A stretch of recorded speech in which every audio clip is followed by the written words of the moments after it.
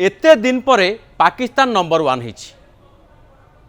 पाखापाखि 78 वर्ष हो गलानी पाकिस्तान जन्म नेबार या भितर पाकिस्तान केबे हेले नंबर 1 होई नाही एवं गोटे क्षेत्र में से वर्तमान नंबर 1 होबाकू जाउची बा नंबर 1 होईची किंतु बड़ कथा होची एई नंबर 1 को नहीं पाकिस्तानवासी निजे चिंतारे पाकिस्तान सरकार चिंतारे मु घटना टिके खोलिकी कहूँ सऊदी अरब पाकिस्तान को 56,000 लोकों को पठे दी एमाने समस्ते पाकिस्तानी नागरिक एवं सबुठारु बड़ आश्चर्यर कथा होची एमाने सऊदी अरब को जाइथिले तीर्थ करिबा पई किंतु तीर्थ करिबा नारे जाई सेठी भिक्षावृत्ति करछन्ती अर्थात सारा सऊदी अरब पई वर्तमान चिंतार विषय पलटिछन्ती पाकिस्तानी भिकारी तो ये 56,000 पाकिस्तानी भिकारी को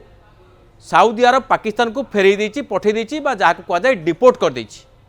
काहेकि कारण एमानकर मोडस ऑपरेंडी होछि एमाने उमरा करिबा नारे हज करिबा नारे पाकिस्तान रु सऊदी अरब को जाती से स्थान रे धर्म करिबा नारे सेठी जायकि भिक्षावृत्ति मागंती एवं एई जो टंका से माने रोजगार करती गोटे ऑर्गेनाइज्ड क्राइम एटा एइथिपाई जो टंका रोजगार करती सेथिरु सेमानकु नियुक्त करुथिबा तांकर जने बॉस बा आका तांक पाखकु अधिका पैसा जाइथाय एवं एमानकु मात्र अल्प किछि दिया जाइथाय एमिति पाखापाखि 100 जन भिकारी को ठाब करछन्ती सऊदी अरबर जो इन्वेस्टिगेटिंग एजेंसी जहाँ पाखरे हजार हजार टंका विपुल परिमाण टंका गच्छित थिबा नेकि जना पड़छि ए सबु कथा जना पड़िबा परे खोलताड़ हबा परे सऊदी अरब खपा 2024 मसीह सऊदी अरब पाकिस्तान को गोटे धमक देइथिला जदि तम देशरू एते संख्यक भिकारी आसिबे एवं सेमाने धार्मिक भिसारे आसिबे एठी आसिक भिक्षावृत्ति करिकि रहि जिबे आ फेरिबे नाही ताले आम देश उपरे तार चाप पड़ुछि एवं आमे एमिति कले आगामी दिन में तुमको हज भिसा बा उमरा भिसा आउ दबु नाही ये घटना घटिबा परे ये कथा घटिबा परे पाकिस्तान जो फेडराल एजेंसी रही सी कौन करछि ना केवल यही जो 2025 मसीह पाखापाखि 66,614 जन लोकों को बाहर को जीवाई अटकई यही वर्ष 2025 मसीह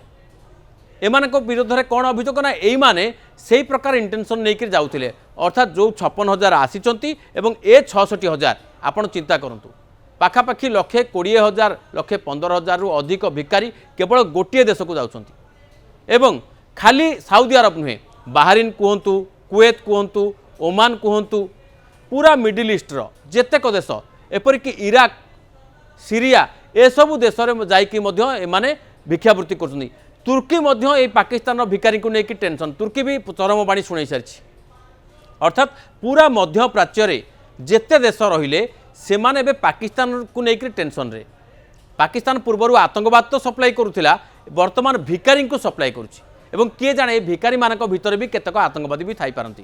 तेणु पाकिस्तानी भिकारी को वर्तमान अलग देश रेड फ्लैग देखौचंती अर्थात जो माने आसीचंती एवं भिक्षावृत्ति करुचंती सेमानकु पुणी थरे फेरई दिया जाउची देशांतर कर दिया जाउची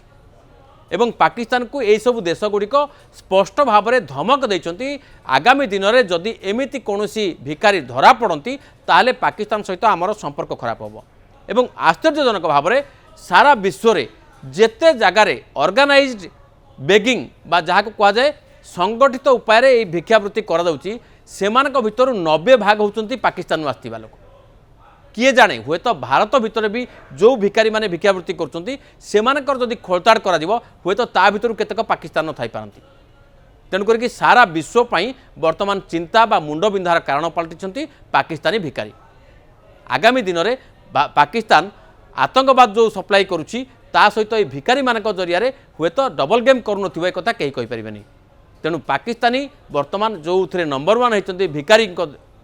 क्षेत्र में से छीछाकर सामना करने को पड़ी सारा विश्व में वर्तमान पाकिस्तान ना तले पड़ी एमती तो ना नथिला एबे आहुरी तलक पड़ी।